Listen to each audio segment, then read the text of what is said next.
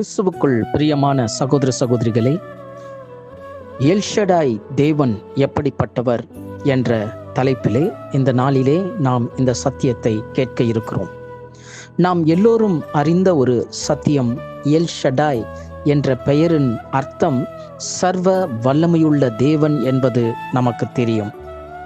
ஆனாலும் வேதத்தின் அடிப்படையிலே நீங்கள் ஆழமாய் பார்க்கும் பொழுது இந்த சர்வ வல்லமையுள்ள தேவன் எல்ஷடாய் என்று சொல்லப்படுகிற பெயரில் இருக்கும் 5 ஆழமான ரகசியங்களை இந்த நாளிலே நாம் தியானிக்க இருக்கிறோம்.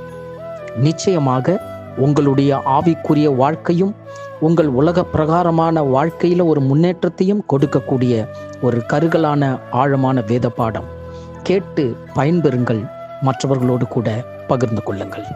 கர்த்தர் தாமே உங்களை ஆசீர்வதிப்பாராக. வாருங்கள், கர்த்தருடைய வார்த்தைக்கு செல்லும்.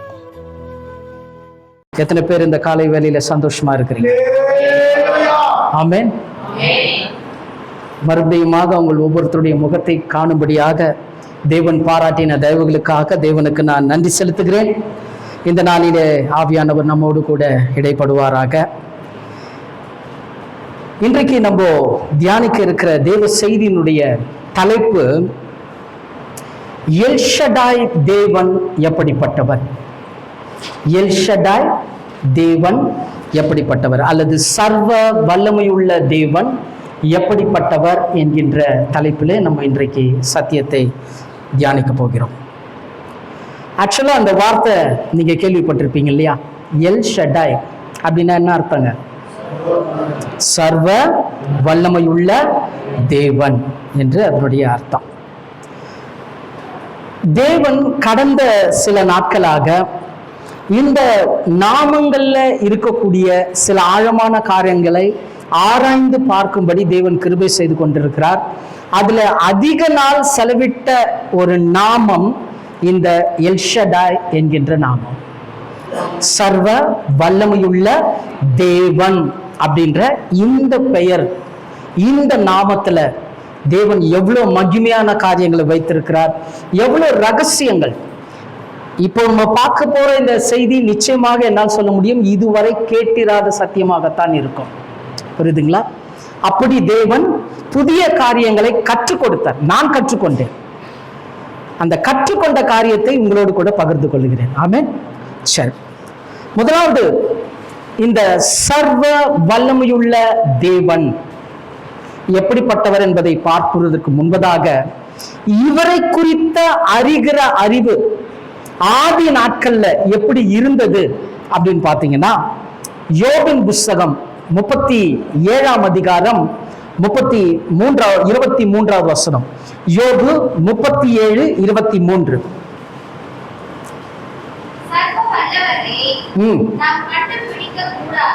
சர்வ வல்லவரை நாம் கண்டுபிடிக்க கூடாது. அவர் வல்லமையிலும் நியாயத்திலும் பெருத்தவர். அவர் மகா நீதிபரர். அவர் கொடுக்க மாட்டார். இங்க பக்தன் தெளிவா சொல்றாரு, சர்வ வல்லமுள்ள தேவனை கண்டுபிடிக்க முடியாது. யோபு சொல்றாரு, சர்வ வல்லமையுள்ள தேவனை கண்டுபிடிக்க முடியாது. அத இன்னொரு மொழிபெயர்ப்புல ஈஸி டு ரீடுன்னு சொல்லிட்டு இன்னொரு மொழிபெயர்ப்புல இவ்விதமாய் அங்க சொல்லப்பட்டிருக்கிறது, புரிந்து கொள்ள அறிய முடியாது.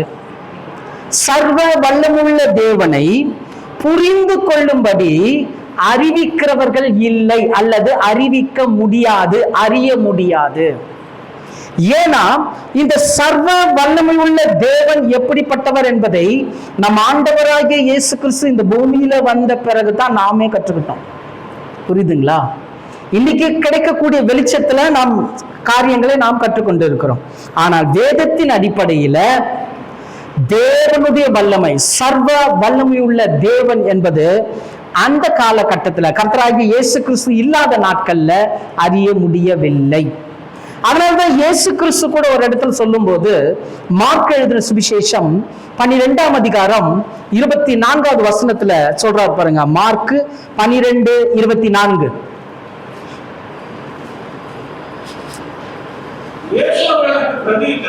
இயேசு அவர்களிடத்தில் பிரதி உத்தரமாக,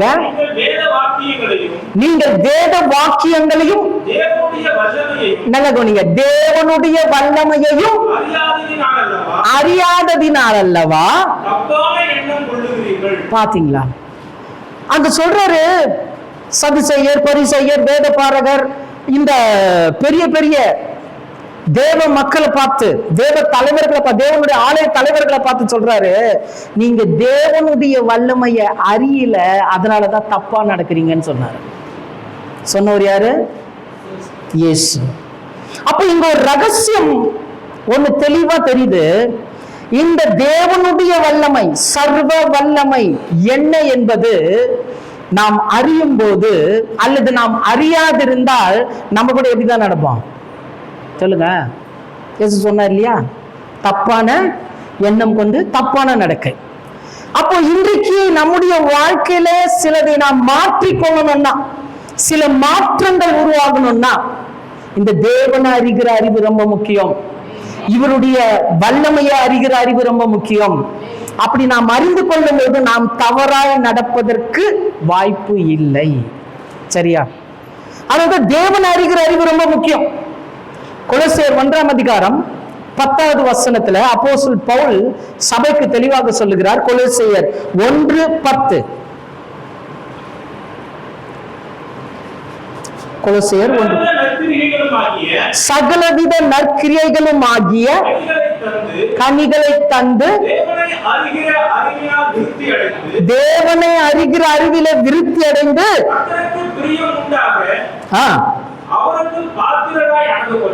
இங்க பாத்தீங்கன்னா தெளிவாக 2 விஷயத்தை பவுல் சொல்றாரு. ஒண்ணு, தேவனை அறிகிற அறிவினால சகலவித நற்கிரியைகளாகிய கனிகளை நம்மளால என்ன பண்ண முடியுமா? கொடுக்க முடியும். இரண்டாவது, தேவனுக்கு பிரியமான பாத்திரராய் நம்மால வாழ முடியுமா? இப்ப நம்முடைய ஏக்கெல்லாம் அதுதானே, தேவன் விரும்புற மாதிரி ஒரு மக்களாக நம்ம மாறணும். அதே நேரத்துல நற்கிரியைகளாகிய கனிகளை நம்ம என்ன பண்ணோம்? கொடுக்கணும். இந்த கனி கொடுக்கிற வாழ்க்கையும் தேவன் விரும்புற மாதிரி நம்ம மாறுறதும் எதன் அடிப்படையில இருக்குதுன்னா, தேவன் யாருன்றதை நம்ம அறிந்து கொள்றதுலதான் இருக்குது. தேவனுடைய வல்லமையை அறிந்து கொள்றதுலதான் இருக்குது. ஆகையினால் இந்த நாளுக்குரிய செய்தி மிக முக்கியம். ஆகையினால் நீங்கள் கவனிக்கும்படி உங்களை நான் உற்சாகப்படுத்துகிறேன். சரி, இப்போ எல் ஷடாய் தேவன், எல் ஷடாய் என்றால் அதனுடைய அர்த்தம் என்னன்றதை பார்க்கலாம். நம்ம ஜெனரலா சொல்றது என்ன சொல்றோம்?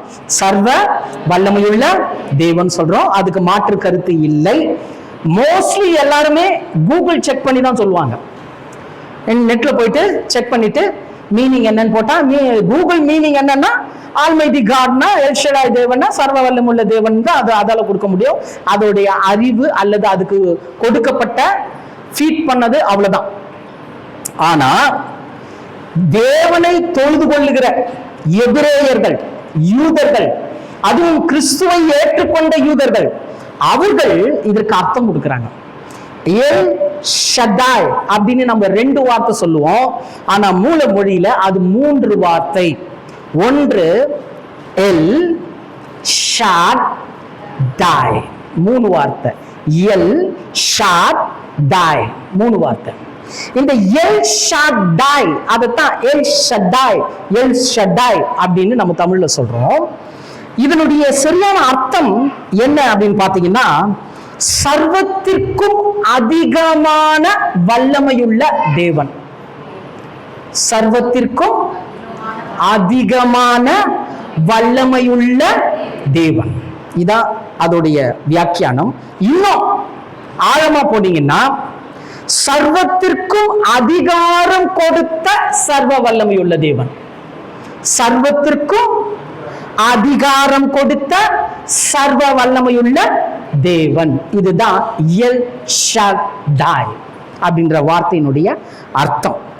இப்போ சர்வத்திற்கும் அதிகாரம் அல்லது வல்லமை கொடுத்த சர்வ வல்லமை உள்ள தேவன்னா, வல்லமை என்பது தேவனை மட்டும் சார்ந்தது. அவர் தான் மற்றவங்களுக்கு என்ன பண்ண முடியும்?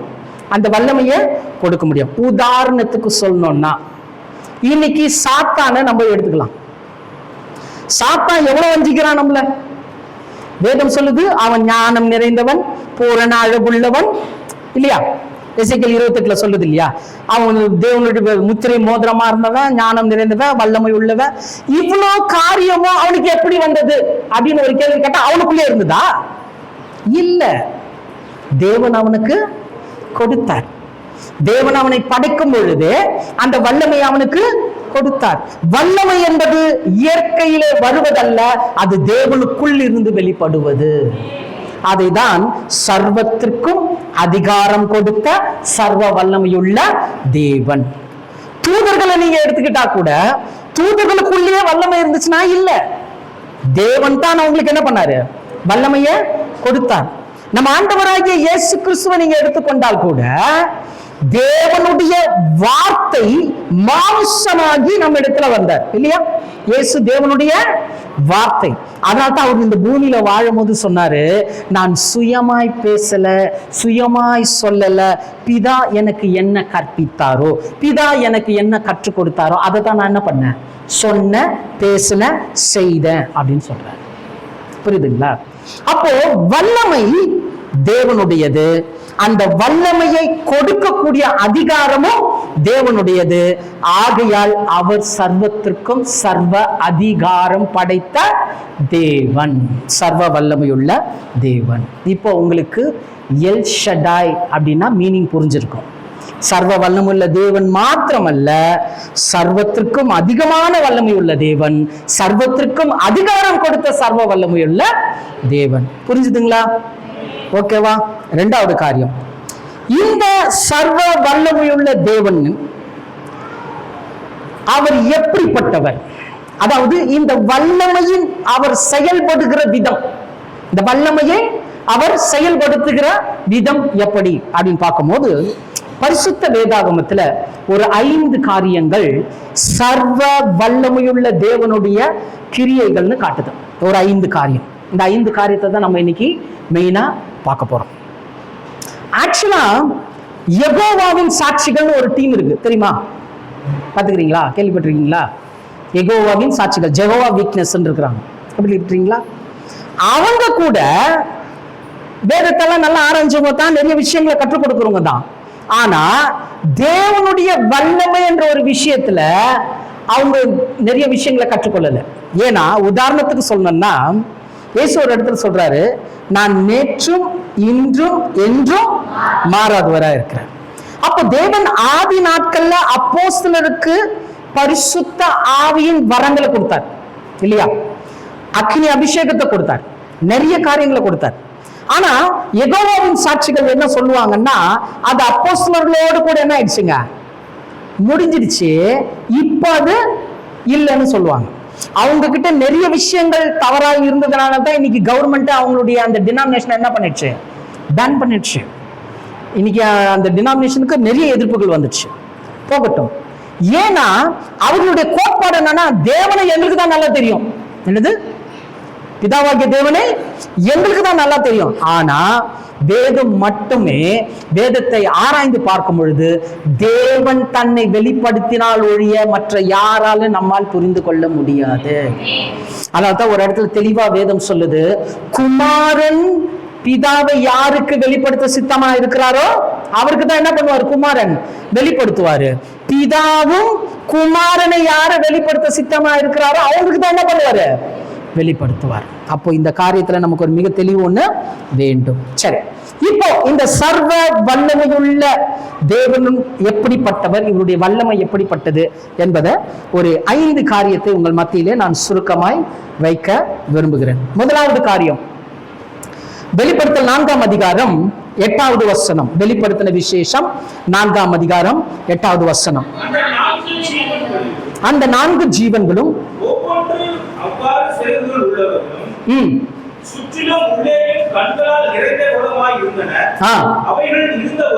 இருந்தவரும் இருக்கிறவரும் வருகிறவருமாகிய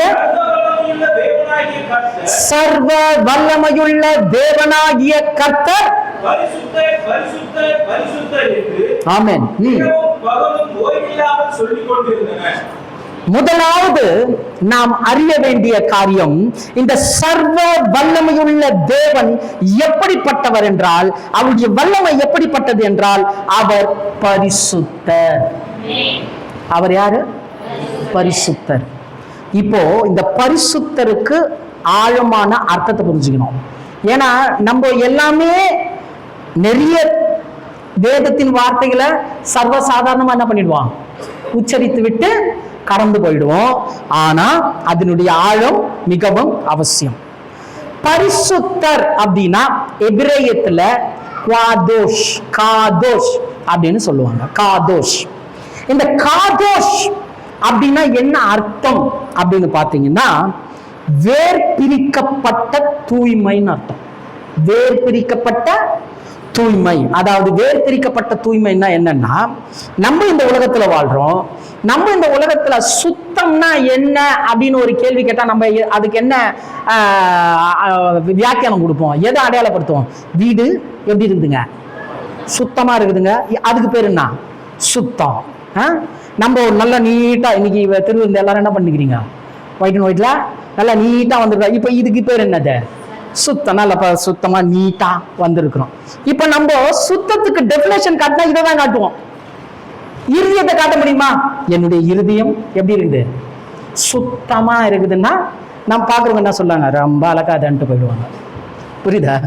அப்போ நம்ம இந்த உலகத்துல கற்றுக்கொண்ட தூய்மை, பரிசுத்தம், இவைகளுக்கெல்லாம் அப்பாற்பட்ட பரிசுத்தம் தேவனுடைய பரிசுத்தம்.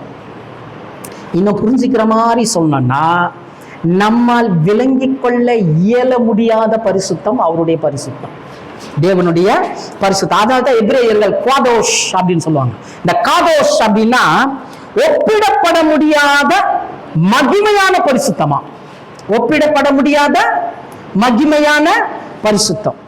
உதாரணத்துக்கு சொல்லணும்னா, மகிமையான பரிசுத்தம் ஏன் அங்க சொல்லி இருக்கிறாங்கன்னா, அந்த பரிசுத்தத்துக்குள்ள ஒரு மகிமை இருக்குது. ஃபார் எக்ஸாம்பிள், மோசேக்கு தேவன் என்ன பண்ணாரு? காட்சி கொடுத்தார். எங்க காட்சி கொடுத்தார்? மலையில காட்சி கொடுத்தார். அப்போ ஃபர்ஸ்ட் டைம் மோசே மலைக்கு போறாரு. அங்க என்ன நடக்குதுங்க? ஒரு முச்செடி சொல்லுங்க பற்றி எரியுது. கருகுச்சா? கருகல. ஜெனரலி ஒரு காரியத்தை எரிச்சா அதுக்குள்ள இருக்கிற பொருள் என்ன ஆகணும்? கருகி போகணும், சாம்பல் ஆகணும். இதுதான் தியரி, இதுதான் நியதி. அக்னி ஒன்றும் இல்லாமல் செய்வது. அதே அக்னி அங்கு ஒரு முச்செடியை பட்சிக்கவில்லை. முச்செடி என்ன ஆகல? பட்சி. இந்த காரியம் மோசேக்கு எப்படி இருந்ததுங்க? ஆச்சரியமா இருந்தது. எரியுது, ஆனா என்ன ஆகல? சாம்பல் ஆகல அப்படின்னு சொல்லிட்டு அவர் நிற்கும் போது தேவன் மோசே கிட்ட சொல்றாரு, நீ நிற்கிற இடம் பரிசுத்தமான இடம், ஆகையால் உன் பாதரட்சையை கழட்டி போடு. ரெண்டு விஷயத்தை இங்க பார்க்கணும். அக்னி எரியுது, முச்செடி கருகல. அது என்ன இடம், ஏது இடம்னு அதுக்கு முன்னாடி அங்க யாரும் வந்து கிளீன் பண்ணல, அங்க ஒண்ணுமே நடக்கல, சர்வசாதாரணமான இடம். ஆனா அந்த இடத்துல அந்த மகிமை இறங்கினதுனாலே அந்த இடம் என்ன மாறிடுச்சான்? அதை யார் சாட்சி கொடுக்கிறா? தேவனே கொடுக்கிறாரு. அப்போ மகிமையான பரிசுத்தம், யாரோடு ஒப்பிடப்பட முடியாத பரிசுத்தம்னா, இவர் எங்க இறங்குகிறாரோ அந்த இடமே பரிசுத்தமாய் மாறிவிடும். அந்த பரிசுத்தம் எப்படிப்பட்ட ஒரு மகிமையான காரியத்தை செய்யும்னா, அக்கினி இறங்கும் ஆனாலும் பட்சிக்காது. புரியுதுங்களா? அக்கினி இறங்கும் ஆனாலும் பட்சிக்காது.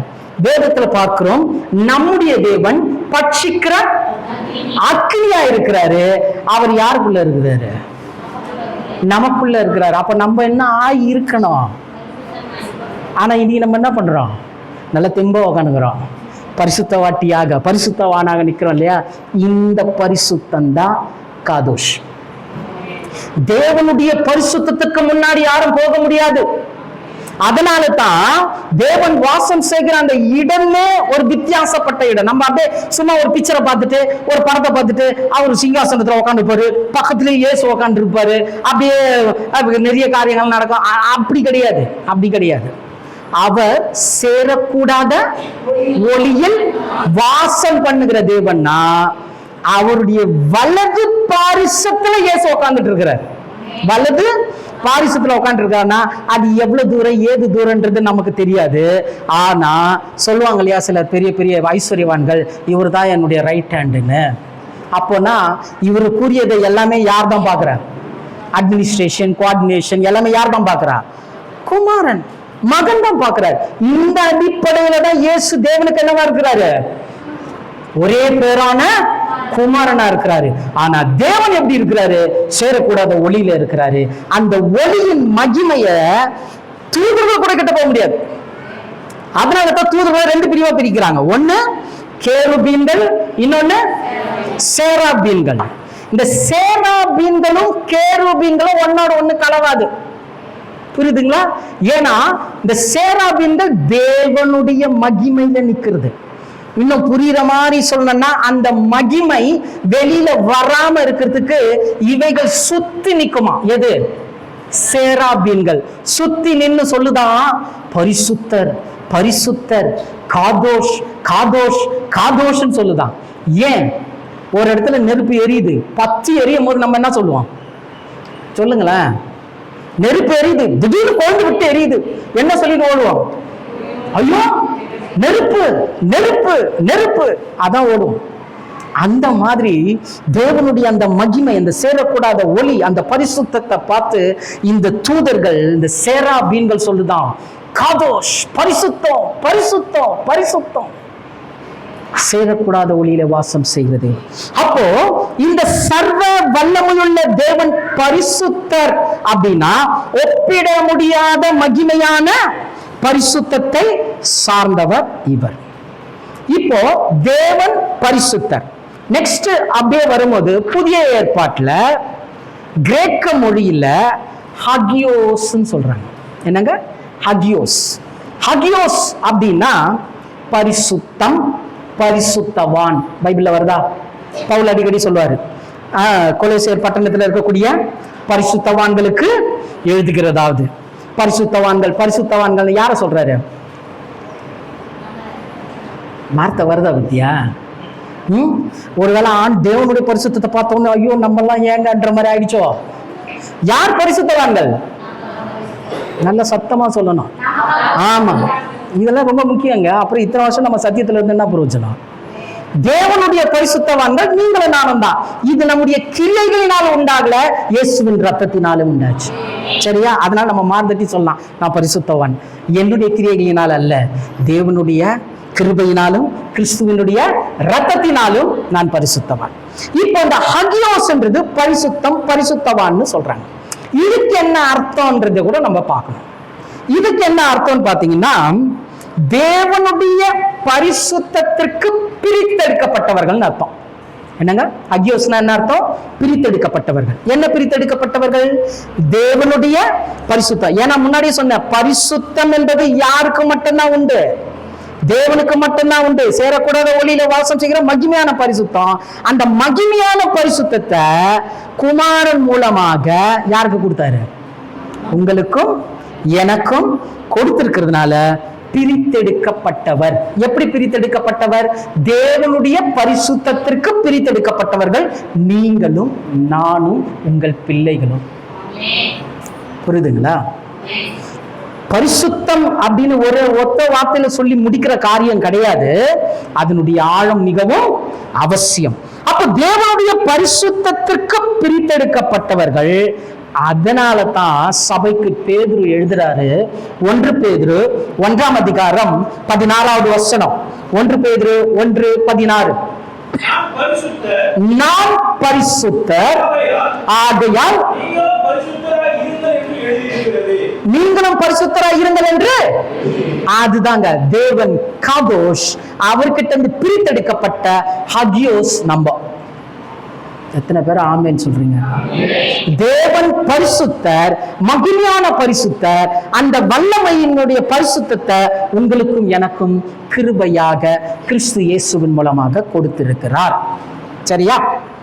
இப்போ இந்த பரிசுத்தம், தேவனுடைய பரிசுத்தத்திற்காக பிரித்தெடுக்கப்பட்ட நமக்கு ஒரு உறவு கிடைச்சிருச்சு. என்ன கிடைச்சிருச்சு? ஒரு உறவு. என்ன உறவுனா தேவனோடு கூடிய நெருங்கிய ஒரு உறவு. அதனால்தான் பாத்தீங்கன்னா வேதம் தெளிவா சொல்லுது. யோவான் 1ஆம் அதிகாரம் 12வது வசனம் சொல்லுது, அவருடைய நாமத்தின் மேல் விசுவாசம் உள்ளவர்கள், இயேசு கிறிஸ்துவுடைய நாமத்தின் மேல் விசுவாசம் உள்ளவர்கள் எத்தனை பேர்களோ அத்தனை பேர்கள் என்ன ஆயிட்டாங்க சொல்லுங்க, தேவனுடைய பிள்ளைகளாகும்படி அதிகாரத்தை பெற்றுக்கொண்டார்கள். இப்போ உங்களுக்கும் எனக்கும் இந்த பரிசுத்தம் கிடைத்ததினால ஒரு உறவு கிடைச்சது. அது என்ன உறவு? எபிரேயர் 12:14. எபிரேயர் 12ஆம் அதிகாரம் 14வது வசனம்.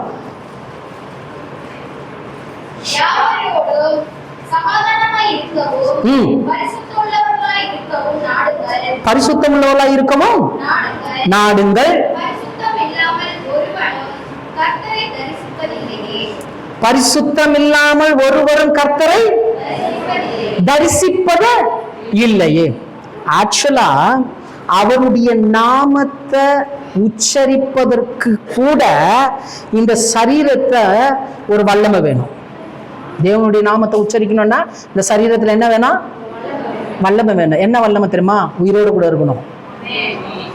நம்ம அதனாலதான் பாத்தீங்கன்னா வசனமே இருக்குது, அவருடைய நாமத்தை விண்ணிலே வழங்கா இருப்பா. அனாவசியமா அவருடைய பேர் என்ன பண்ண கூடாது, யூஸ் பண்ண கூடாது, பயன்படுத்த கூடாது. அதனால தான் யாவே அப்படின்ற வார்த்தைய யூதர்கள் யாஹோவேன்னு சொல்லுவாங்க, நடுவில் ஒரு ஹோ போடுவாங்க.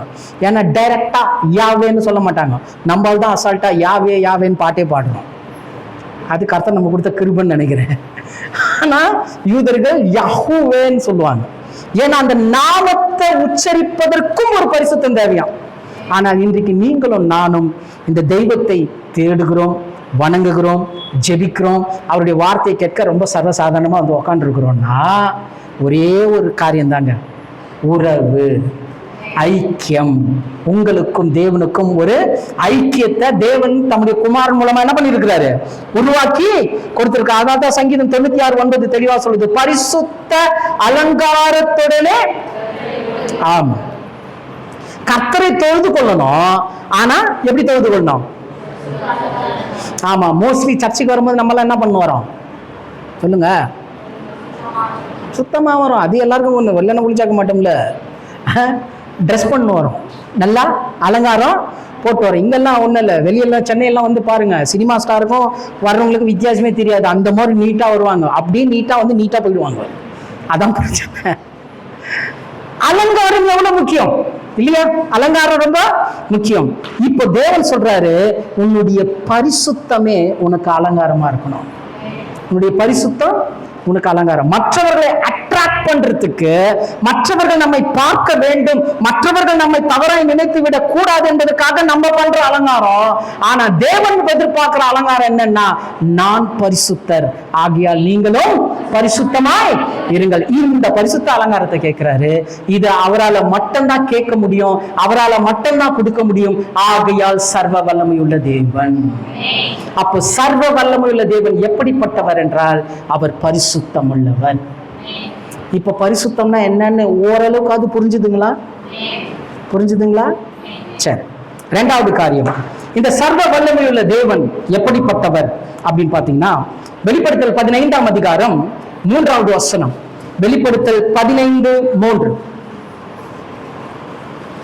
அவர்கள் தேவனுடைய ஊழியக்காரராகிய மோசேயின் பாட்டையும் ஆட்டுக்குட்டியாருடைய பாட்டையும் பாடி, சர்வ வல்லமையுள்ள தேவனாகிய கர்த்தாவே, தேவனுடைய கிரியைகள் மகத்துவமும் ஆச்சரியமுமானவைகள், பரிசுத்தவான்களின் ராஜாவே, தேவனுடைய வழிகள் நீதியும் சத்தியமுமானவைகள். ஹல்லேலூயா, ஆமென். இரண்டாவதாக பார்க்கிறோம், வெளிப்படுத்தல் 15:3. சர்வ வல்லமுள்ள தேவன் எப்படிப்பட்டவர்? கிரியையும் வழியையும் நிதானிக்கப்பட செய்ய உடையவர். தேவனுடைய கிரியையையும் வழியையும் நிதானிக்கப்படக்கூடியது. அதை சர்வசாதாரணமாக தேவனுடைய கிரியை, தேவனுடைய வழின்னு நம்ம சொல்ல முடியாது. அது என்ன பண்ணப்பட வேண்டியது? நிதானிக்கப்பட வேண்டியது. உதாரணத்துக்கு, சர்வ வல்லமுள்ள தேவனுடைய கிரியை எப்படிப்பட்டது நீங்க சொல்றாங்க? ஆச்சரியமும் மகத்துவமா. அப்போ இந்த சர்வ வல்லமை உள்ள தேவனுடைய கிரியை ஆச்சரியமோ மகத்துவமோ அப்படின்னு பாத்தீங்கன்னா, நான் ஏற்கனவே சொன்னேன், இந்த தேவன் எப்படிப்பட்டவர் அப்படின்னா நம்ம ஒரே வார்த்தையில சொல்லிடுவோம், அவர் கடவுள், அவர் தெய்வம் அப்படின்னு சொல்லிடுவோம். நம்முடைய அறிவு எதை சார்ந்து சொல்லணும்னா, இந்த பூமியில நம்ம பார்க்கிற கடவுள்கள், தெய்வங்கள், எத்தனை தெய்வம் இருக்குதுங்க? ஆமா, 330 முக்கோடி தேவர்கள் இருக்கிறாங்க. இந்த 330 கோடி தேவர்கள் இருக்கிறாங்க இல்லையா, அந்த மாதிரி இவரும் சொல்லுங்க, இதுக்கு வார்த்தை வரக்கூடாது, நல்லது, புரியுதுங்களா?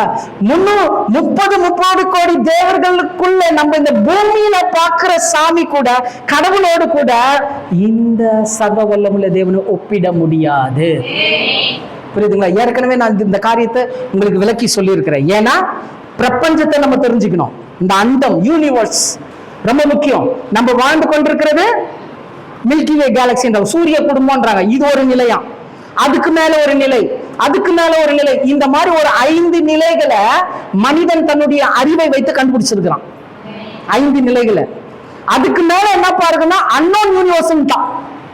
அன்னோன் யூனிவர்சல் அப்படின்னா அறியப்படாத பிரபஞ்சமா, அறியப்படாத பிரபஞ்சமா. இப்போ இந்த பூமியில, இந்த பூமியையும் அறியப்படாத இந்த 5ஆம் லெவல்ல கூடிய பிரபஞ்சத்தையும் கணக்கு பண்ணீங்கன்னா எட்டாது. அதனுடைய உயரமோ அதனுடைய தூரத்தையும் மனுஷனுடைய ஞானத்தினால என்ன பண்ண முடியாது, சொல்ல முடியாது. இந்த சின்ன பூமியில தான் தேவன் தம்முடைய குமாரனை அனுப்புனாரு. அப்போ தேவன் எப்படிப்பட்டவர்? சர்வத்திற்கும் மேலானவர். அப்ப நம்ம கடவுள் தேவன் அப்படின்னு சொல்லும் போது எதை பார்த்து சொல்றோம்? இந்த பூமியில இருக்கிறத பார்த்து நம்ம சொல்றோம்.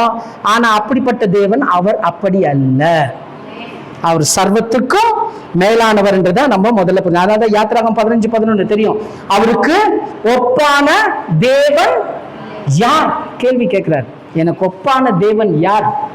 அப்ப அவ்வளவு ஓப்பனா கேள்வி கேட்கிறாருன்னா அவருக்கு ஒப்பானது எதுவுமே இந்த பூமியில இல்லை என்பதை நாம் தெளிவாய் புரிந்து கொள்ள வேண்டும். உதாரணத்துக்கு அவருடைய கிரியைகள் ஆச்சரியமும் மகத்துவமா இருக்குதுன்றதுக்கு ஒரு உதாரணம் சொல்றேன்.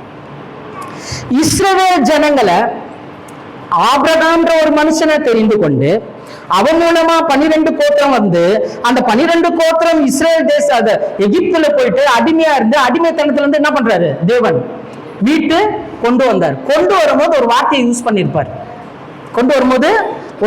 யூஸ் பண்ணியிருப்பார். என்ன சொல்லியிருப்பான்னா, ஓங்கிய புயத்தினாலும் பலத்த கரத்தினாலும் நான் உன்னை என்ன பண்ண மீட்டு கொண்டு வந்தேன். இன்னும் சொல்ல போனா சர்வ வல்லமையுள்ள தேவன் என்றத அந்த ஜனங்களுக்கு தான் முதல்ல வெளிப்படுத்தினார்.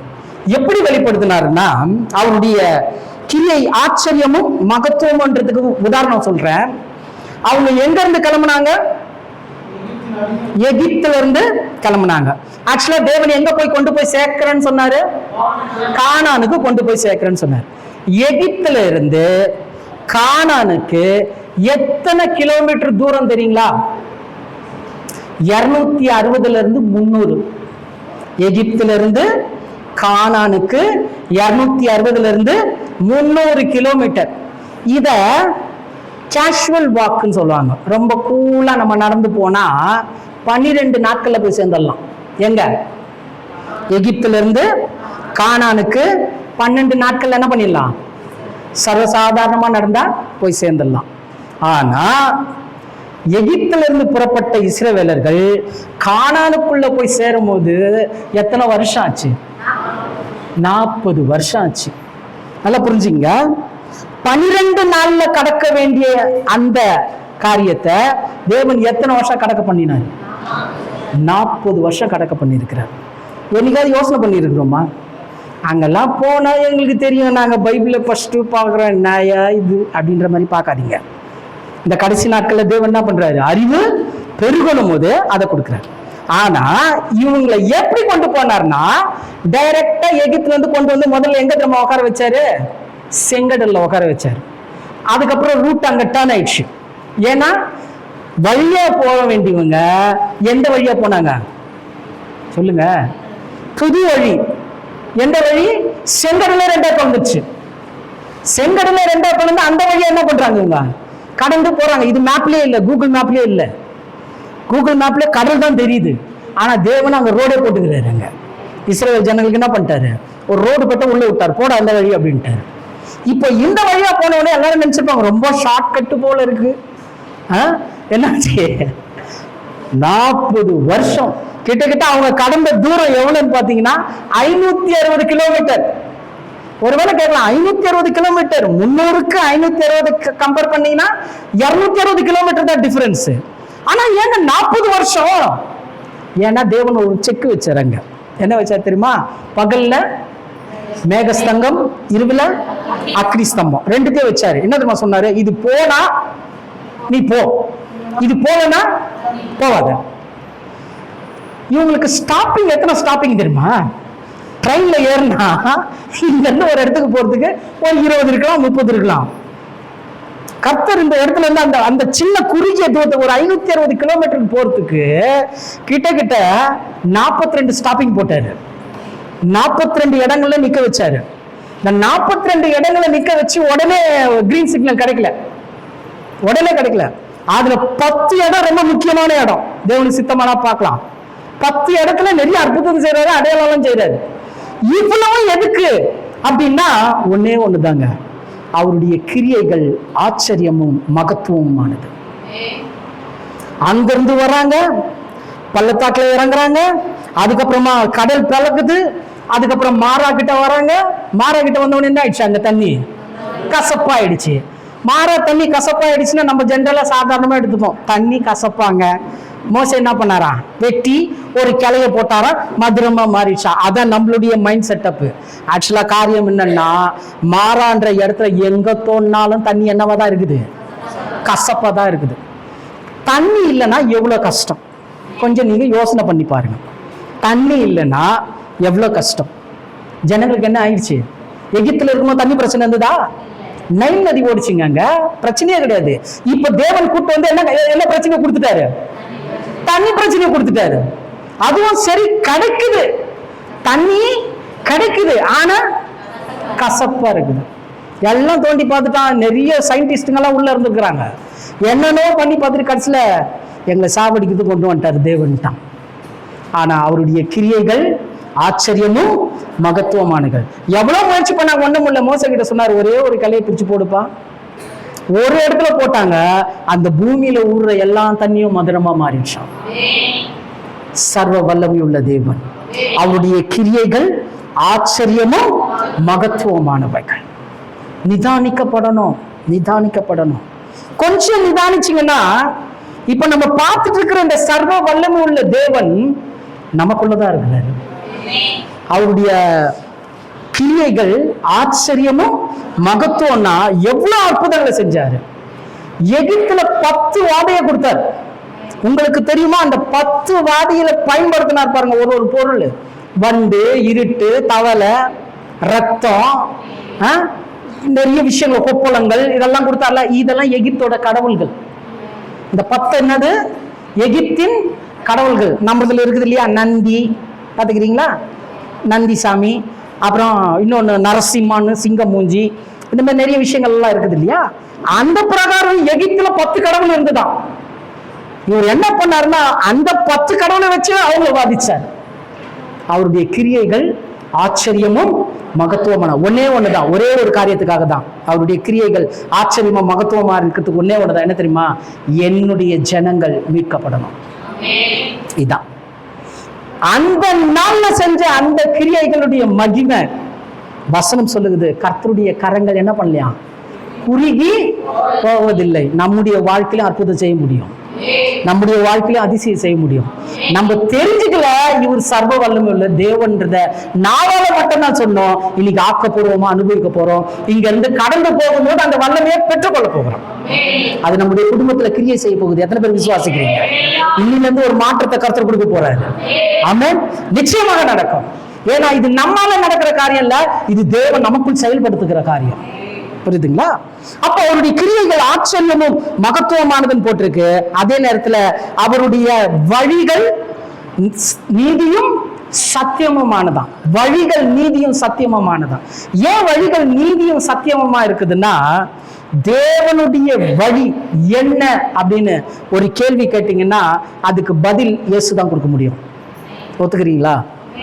தேவனுடைய வழி என்னன்னு கேள்வி கேட்டா பதில் யார் தான் கொடுக்க முடியும்?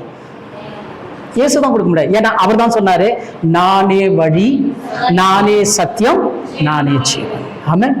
அப்போ அவருடைய வழிகள் நீதியும் சத்தியமா இருக்குதுன்னா, தம்முடைய குமாரனை வழியாக கொடுத்து நீதினா என்ன, சத்தியம்னா என்னன்றத இன்றைக்கு உங்களுக்கும் எனக்கும் கற்றுக் கொடுத்து கொண்டிருக்கிறார். எத்தனை பேருக்கு புரியுது? அப்ப தேவனுடைய சர்வ வல்லமுள்ள தேவனுடைய கிரியைகள் ஆச்சரியமும் மகத்துவமானது, வழிகள் நீதியும் சத்தியமும் மானதுன்னா அது எவ்வளவு மகத்துவம் வாய்ந்ததுன்றதை புரிஞ்சுக்கணும் சகோதர சகோதரி. அப்போ எல் ஷடாய் தேவன் எப்படிப்பட்டவர்னு பார்க்கும்போது, முதலாவது பார்த்தோம் இவர் பரிசுத்தமானவர். இரண்டாவது இந்த சர்வ வல்லமுள்ள தேவன் எப்படிப்பட்டவர், அவருடைய கிரியைகளும் வழிகளும் நிதானிக்கப்படுகிறவைகள். மூன்றாவதாக வெளிப்படுத்தல் 11ஆம் அதிகாரம் 17வது வசனம். வெளிப்படுத்தல் 11:17.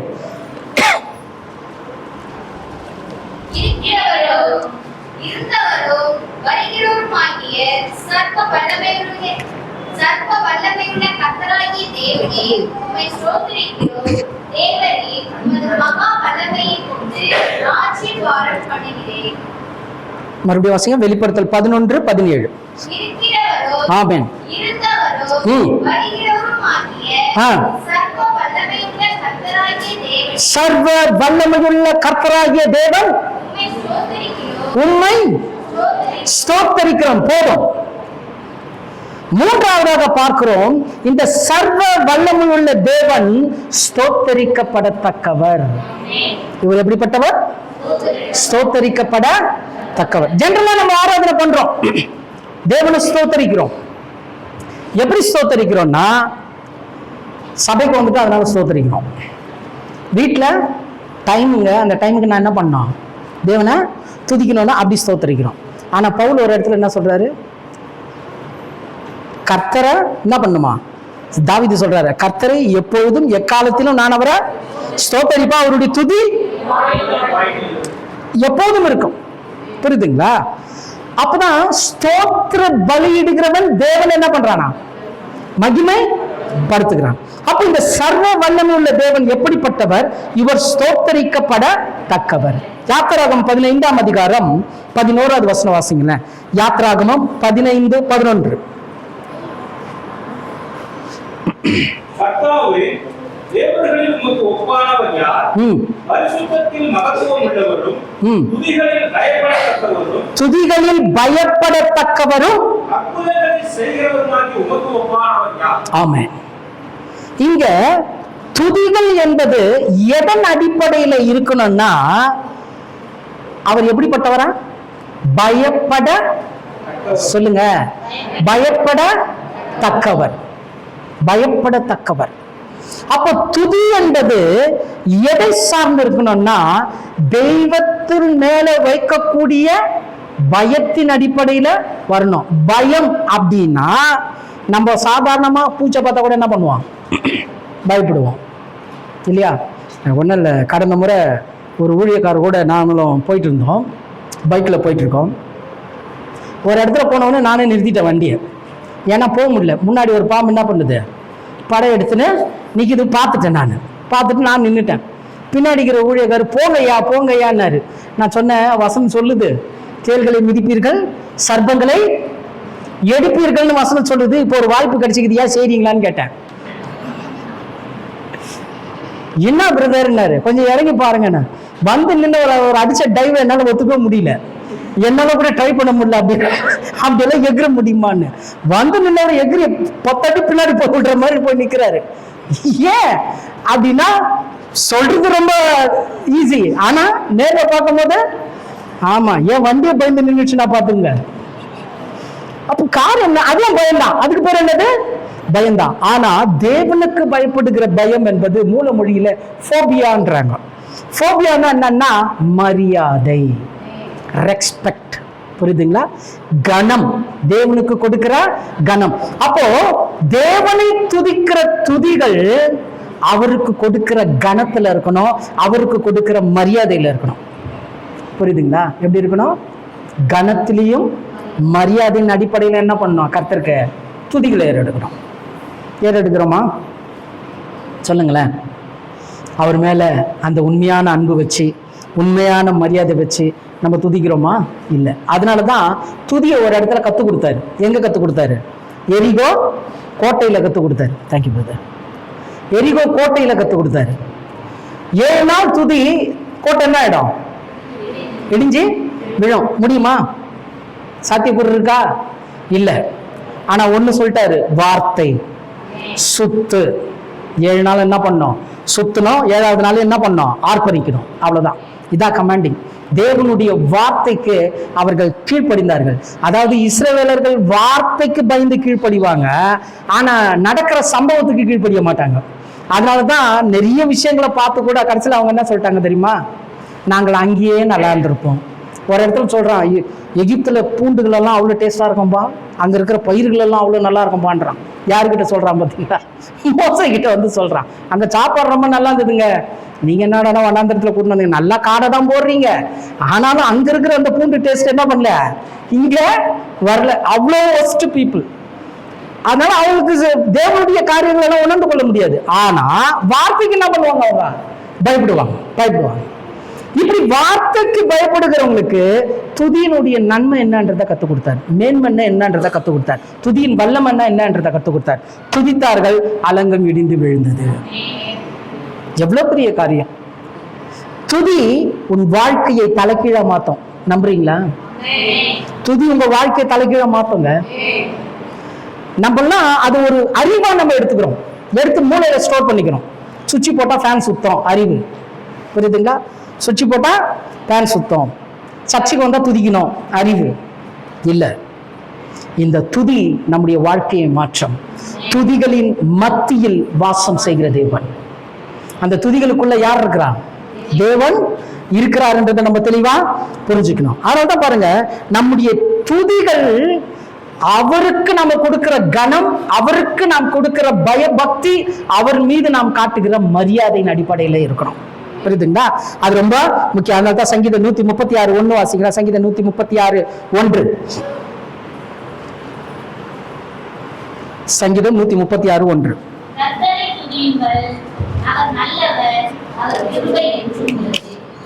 கர்த்தரை துதியுங்கள், அவர் நல்லவர், அவர் கிருபை. இங்க துதிக்க சொல்றாரு. ஏன் துதிக்க சொன்னாரு சொல்லுங்களேன்? யாராம்? கர்த்தர் நல்லவர். ஏன்னா அவருக்கு மட்டும்தான் நம்மை புரிந்து கொள்ளக்கூடிய சக்தி இருக்கு. மற்ற யாருக்கும் நம்மை புரிந்து கொள்ளக்கூடிய சக்தி கிடையாது. அவருக்கு மட்டும்தான் நம்ம செய்யற காரியங்களை பொறுத்து போக அவரால் மட்டும்தான் முடியும். மற்றவங்களாம் என்ன பண்ணிடுவாங்க? பொறுத்து போக முடியாது. நம்மை நன்கு அறிந்து புரிந்து உணர்ந்து நம் மீது அன்பு காட்டுகிறவர் நம்முடைய தேவன். அதனாலதான் அவர் நல்லவர். அதே சங்கீதக்காரன் இன்னொரு இடத்துல சொல்றான், கர்த்தர் நல்லவர் என்பதை என்ன பண்ணு, ருசித்து பாரு, டேஸ்ட் பண்ணு அப்படின்ட்டான். ஏன்னா அவ்வளோ கர்த்தர் நல்லவராகவே இருக்கிறார். அங்க ரொம்ப முக்கியமான ஒரு வசனம் பாருங்க, சங்கீதம் 136:23 வாசிங்க. 23.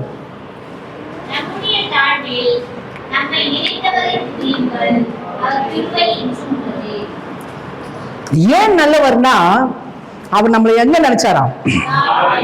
தாழ்வுல. இன்னைக்கெல்லாம் பாத்தீங்கன்னா, கடந்த முறை ஒரு ஊழியக்காரரை நான் சந்திச்சேன். அவரும் நானும் ஒரு காலகட்டத்தில் ஒன்றாக இணைந்து ஊழியம் செஞ்சவங்க. அப்போ ரொம்ப கஷ்டத்தின் மத்தியில், பாடுகள் மத்தியில், துன்பங்கள் மத்தியிலலாம் ஓடணும்.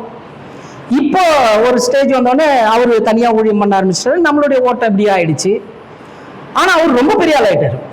அவருடைய அப்பா ஒரு நல்ல ஒரு போதகர், அவர் நல்ல ஒரு பேக்ரவுண்ட் இருந்ததுனால அவர் மிகப்பெரிய ஒரு நல்ல ஒரு போதகர் ஆகிட்டார். நல்ல ஒரு வசதி வாய்ப்புகள் எல்லாம் நல்ல நிலைமைக்கு வந்துட்டார். அவரு இந்த நம்ம சாதாரணமாக நாங்கள் பழகும் போது 2 பேரும் ஒருத்தர் ரொம்ப சகஜமாக பேசிப்போம். அவர் தோல் மேலே கை போடுவோம், அவர்கிட்ட நான் பேசுவேன். இப்படி நிறைய விஷயங்கள் எல்லாம் ஒரு நண்பர்கள் மாதிரி பழகிட்டு இருந்தோம். ஒரு இடத்துல ஒரு போதகர் கருத்தரங்க நடக்கும்போது அங்கே போகும்போது அங்கே நான் அவரை பார்த்தேன். எனக்கு ரொம்ப சந்தோஷம். ரொம்ப வருஷம் கழிச்சு நான் அவர் என்ன பண்றேன், பார்க்குறேன்னு அன்பு அடக்க முடியல, நேராக ஓடி போய் என்ன பண்ணிட்டேன் நான். ஆமா, கட்டி பிடிச்சிட்டு எப்படியா இருக்கிற ஏதா இருக்கிறேன்னு ஒரு வார்த்தையும் பேசல, அப்படியே கம்முன்னு தான் நின்னார். நல்லா கோட் சூட்டெல்லாம் போட்டுருந்தான்னு வச்சுங்க. அப்படியே இருந்தாரு. நான் பேசுறேன் அப்படின்னாரு. அப்புறம் உட்கார வச்சுட்டாங்க. எல்லாம் முடிஞ்ச பிறகு அதுக்கப்புறமா அங்கே நான் தான் செய்தி கொடுத்தேன். செய்தி கொடுத்து முடிச்சுட்டு ரெண்டாவது அவர்கிட்ட பேச போகும்போது பார்த்தா நேராக வேகமாக போய் காரில் ஏறுறாரு. பேசுறேன்னு சொன்னவர் என்ன பண்றாரு, வேகமாக போய் காரில் ஏறுறாரு. சரி, நம்ம அன்பை காட்டுவோம்னு சொல்லிட்டு நானும் வேகமாக போயிட்டு என்னப்பா பார்த்தும் பார்க்காம போறேன்னு, நான் எல்லாரும் முன்னாடியும் வந்து அப்படி கட்டி பிடிக்கிறீங்க, எல்லாரும் முன்னாடியும் வந்து அப்படி ஒரு மாதிரி ஆயிடுச்சு நமக்கு. என்னப்பா, ஒன்னா சாப்பிட்டோம், ஒன்னா இருந்தோம், ஒன்னா போனோம், ஒன்னா ஊழியத்துக்கு போனோம். ஆனா இப்ப என்ன பண்றாரு அவரு, எல்லாரும் முன்னாடி வந்து அப்படி பண்றீங்களே, இவங்கெல்லாம் நம்மள எப்படி நினைச்சிட்டு இருக்கிறாங்க தெரியுமா அப்படின்னு ஒரு மாதிரி சீரியஸா பேச ஆரம்பிச்சிட்டாரு. ரொம்ப நெருங்கிய நண்பர் தான். ஆனா அவர் சொன்ன காரியம் எனக்கு ரொம்ப வேதனை ஆயிடுச்சு. என்ன அப்படின்னா ஒண்ணுதான், அப்பியரன்ஸ். என்னது? தோற்றம். அவருடைய தோற்றம் வேற, என்னுடைய தோற்றம் வேற. சத்தியம் ரெண்டு பேரும் ஒன்னா தான் தெரிஞ்சு வச்சிருக்கோம். ஆனா அவர் வேற மாதிரி பயன்படுத்திக்கிட்டாரு, நானும் வேற மாதிரி நிலையில இருக்கிறேன். அப்ப அவர் சொல்றாரு, நீ பொழைக்க தெரியாம இப்படியே சுத்தி இருந்தா இருக்கணும், இப்படி இருந்தா என்ன ஆக முடியாது, இந்த மாதிரி எல்லாம் வர முடியாது, அதனால மாத்திக்க பாருன்ட்டு போனார், அட்வைஸ் கொடுத்துட்டு போனார். அப்ப நான் நினைச்சேன், இந்த ட்ரெஸ் கோட்டுக்கு இந்த இந்த இந்த இந்த அப்பியரன்ஸுக்கு அவங்க என்ன பண்ணிட்டாங்க, நம்ம ஒதுக்கி வைக்கிறாங்க. ஆனா நம்மள நேசிச்சு நிறைய நேரத்துல நம்ம சொல்றோம், ஆண்டவரே நான் இதே மாதிரி வாழ்றேன்பா, இதே மாதிரி நடக்கிறேன் ஆண்டவரே, நான் இனிமே பொய் சொல்ல மாட்டேன் ஆண்டவரே, இனிமே நான் எப்படி பண்றேன், அப்படி எல்லாம் நல்ல நல்ல பிள்ளை மாதிரி இங்க என்ன பண்றோம், எல்லாத்தையும் கொடுத்துட்டு மறுபடியும் போய் என்ன பண்றோம், அதை தான் திரும்ப செய்யறோம். ஆனா அவர் ஒருபோதும் நம்மள என்ன பண்ணல, வெறுக்கவே இல்லை. நம்ம எவ்வளவு கீழே போனாலும் இந்த உலகம் நம்மள சீனு சொல்லும், ஆனா நம்மளை தேடி வருவார் அவர் மட்டும்தாங்க. ஆண்டவர் மட்டும்தான் நம்மளை தேடி வருவார். நம் தாழ்வில் நம்மை நினைத்தவரை துதியுங்கள்.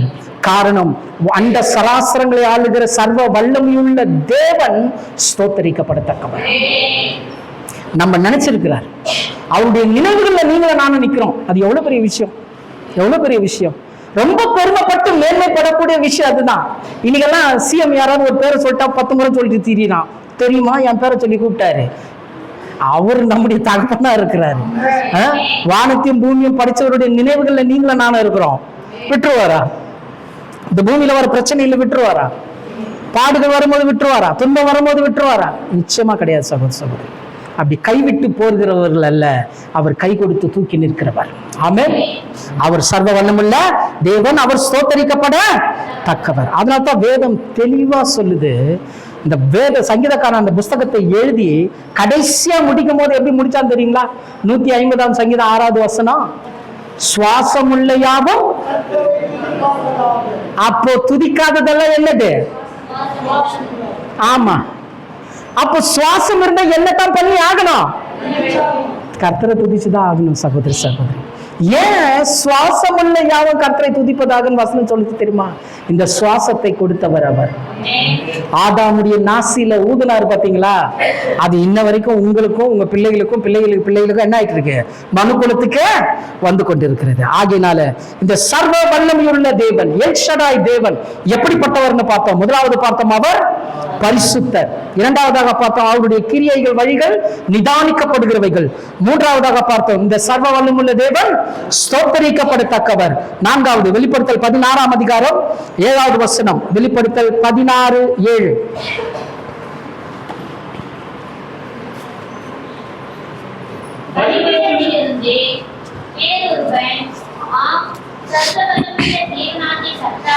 சர்வ வல்லமையுள்ள தேவனாகிய கர்த்தாவே,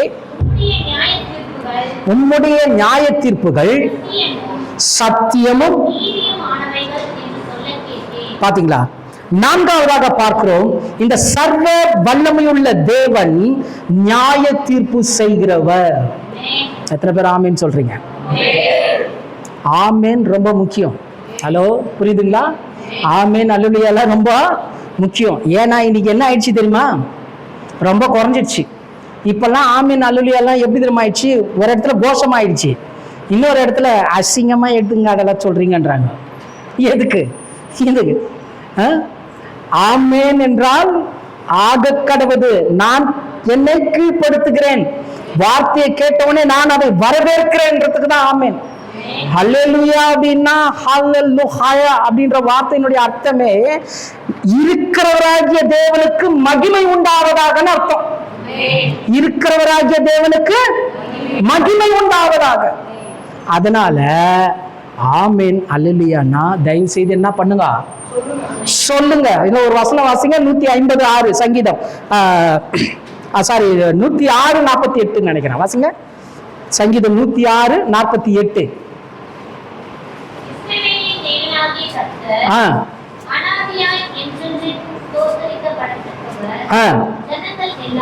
ஸ்தோத்தரிக்கப்படத்தக்கவர்னு சொன்ன உடனே ஜனங்கள் எல்லோரும் ஆமென்.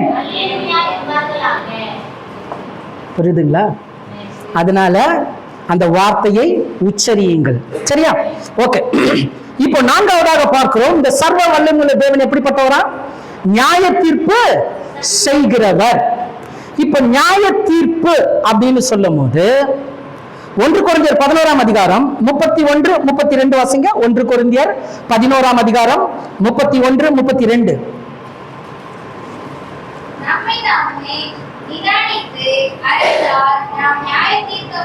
நம்மை நாமே நிதானித்தறிந்தால் நாம் நியாயம் தீர்க்கப்படும்.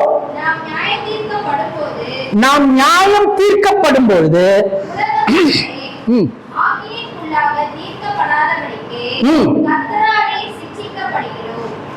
கர்த்தன் பார்த்தோம். சர்வ வல்லமையுள்ள தேவன் நியாய தீர்ப்பு செய்கிறவர். அவருடைய நியாய தீர்ப்பு எப்படிப்பட்டதா இருக்குன்னா சத்தியமும் நீதியுமா இருக்குதுன்னு பாக்குறோம். அது அவர் ஏன் நமக்கு செய்கிறார் என்றால், உலகத்துக்கு ஒரு நியாய தீர்ப்பு வச்சிருக்கிறாரு. என்ன வச்சிருக்கிறாரு? உலகத்துக்கு ஒரு நியாய தீர்ப்பு வச்சிருக்கிறார். அந்த தீர்ப்பு நமக்கு கிடையாது. இந்த தீர்ப்பு தேவன் நம்மை சிட்சிக்கிறார்னு சொல்றாரு. தேவன் நம்ம என்ன பண்றாரா? சிட்சிக்கிறார். புரியுற மாதிரி சொல்லணும்னா, ஒரு தகப்பன் தன் பிள்ளையை கண்டிக்கிறது போல, சிட்சிக்கிறது போல தேவன் நம்மை என்ன பண்றாரா? சிட்சிக்கிறார், கண்டிக்கிறார். இததான் நியாய தீர்ப்புன்னு வேதம் சொல்லுகிறது. 1 பேதுரு 4ஆம் அதிகாரம் 17 வாசிங்க. 1 பேதுரு 4ஆம் அதிகாரம் 17, 16 வாசி. ஒருவன் கிறிஸ்தவனாய் இருப்பதினால்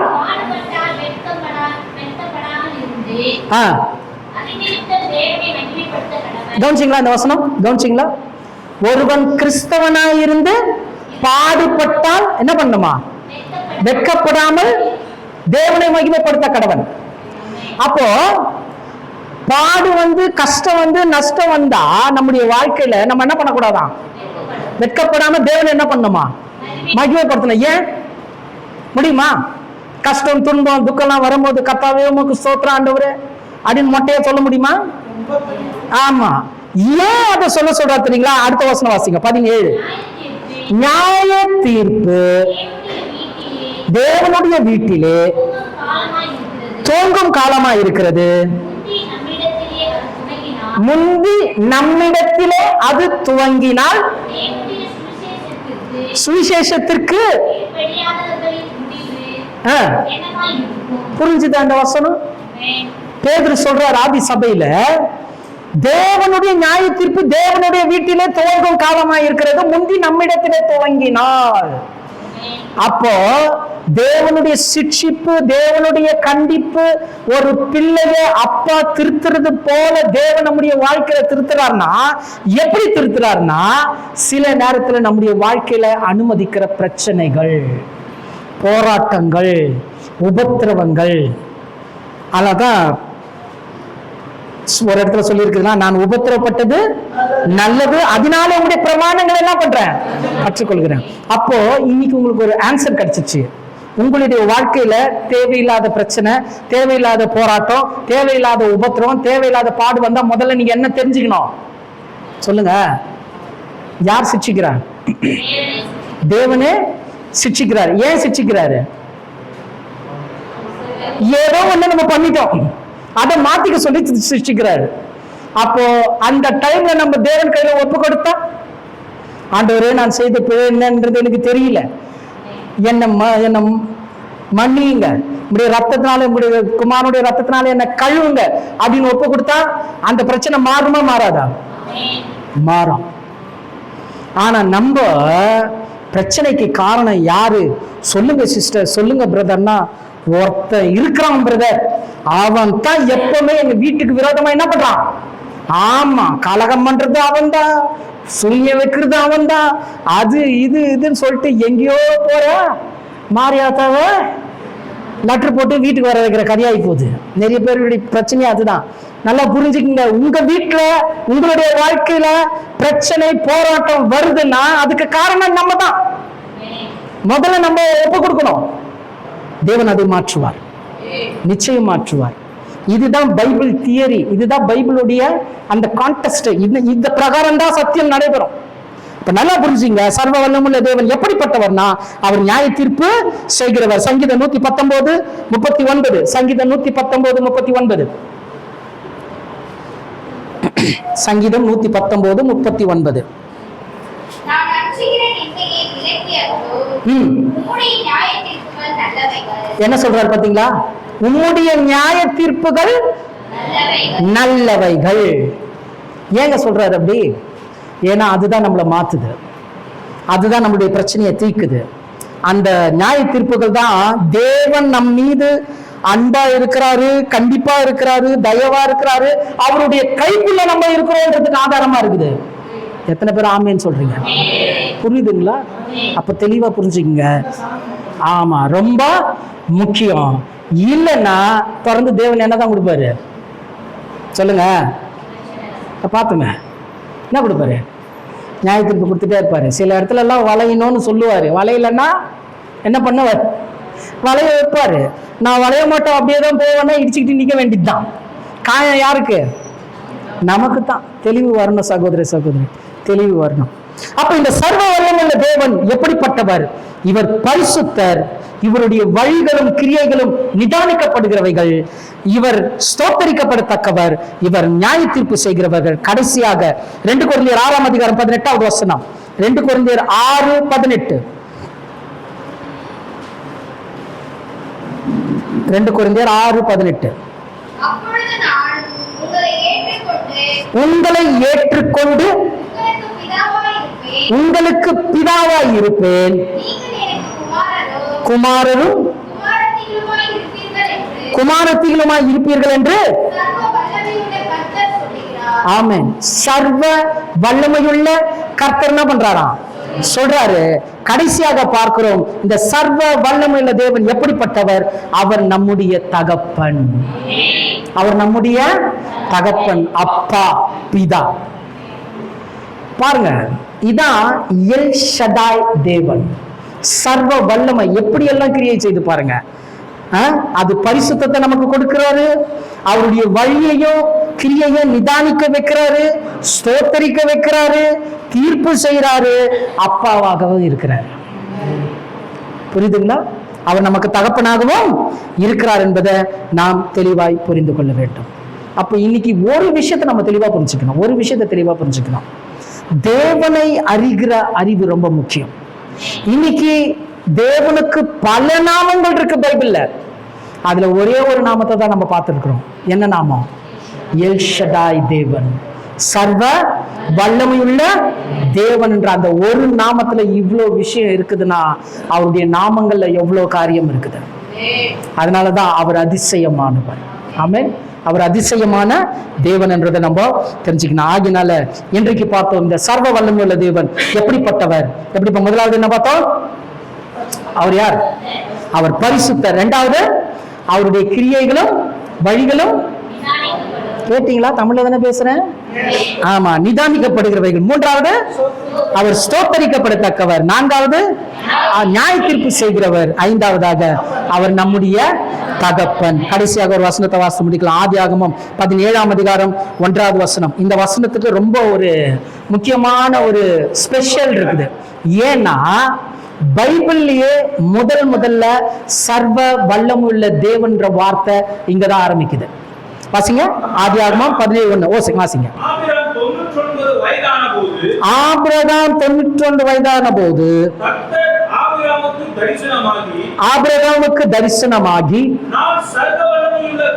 ஆமென், நான் சர்வ வல்லமையுள்ள தேவன்,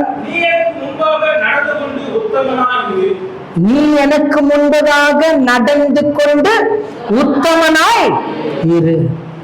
புரிஞ்சுதுங்களா?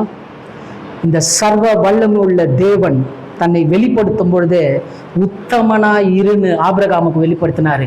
ஆபிரகாமின் சந்ததியாராய் இன்றைக்கு நீங்களும் நானும் கிறிஸ்துவின் சந்ததிக்குள்ள வந்திருக்கிறோம். ஆகையினால் நம்ம பார்த்த இந்த 5 காரியத்தை நம்முடைய வாழ்க்கையில நம்ம கடைபிடித்து அதன்படி வாழும்போது அந்த மெய்யான ஆசீர்வாதத்தை நாம் பெற்றவர்களா இருப்போம். இந்த பூமியில நம்ம உயர்ந்திருப்போம். உங்கள் எண்ணங்கள் பூர்த்தியாகும், உங்கள் தேவைகள் சந்திக்கப்படும், சகலமும் நன்மைக்கு எதுவாக மாறும். விசுவாசிக்கிறவங்க ஒரு ஆமென் சொல்லுங்களேன். ஆமென், அல்லேலூயா. ஆகிய இந்த சர்வ வல்லமுள்ள தேவன் நம்முடைய தேவன். கர்த்தர் தாமே உங்களை ஆசீர்வதிப்பாராக.